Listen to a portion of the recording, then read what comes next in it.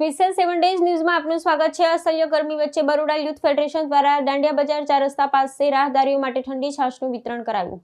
વડોદરા શહેરમાં પ્રવર્તી રહેલા અસહ્ય ઉનાળાના પ્રકોપ અને કાળઝાળ ગરમી વચ્ચે નાગરિકોને રાહત આપવા માટે સામાજિક સંગઠનો સક્રિય બન્યા છે। આ અંતર્ગત બરોડા યુથ ફેડરેશન દ્વારા શહેરના વ્યસ્ત ગણાતા દાંડિયા બજાર 4 રસ્તા પાસે આવેલા શનિદેવ મંદિર નજીક રાહદારીઓ માટે ઠંડી છાશની વિતરણનું વિશેષ આયોજન કરવામાં આવ્યું હતું।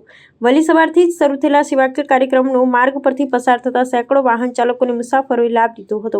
આ આયોજન પાછળનો મુખ્ય ઉદ્દેશ્ય ધૂમધકતા તાપમાં પરસેવે રેબઝેબ થતા મજૂરો, મુસાફરો અને સ્થાનિક નાગરિકોએ લૂ અને ડિહાઇડ્રેશન, શરીરમાં પાણીની અછત જેવી સ્વાસ્થ્ય સમસ્યાઓથી બચાવવાનો છે।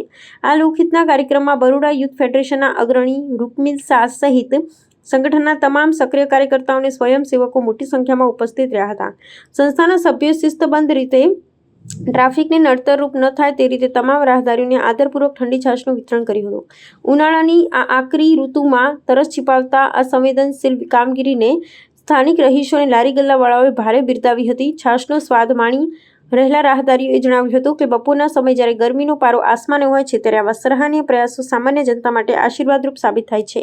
બરોડા યુથ ફેડરેશનના હોદ્દેદારોએ આગામી દિવસોમાં પણ શહેરના અન્ય વિસ્તારમાં આ પ્રકારે પીવાના પાણી અને છાશ વિતરણની પ્રવૃત્તિઓ સતત ચાલુ રાખવાનો દ્રઢ સંકલ્પ વ્યક્ત કર્યો છે।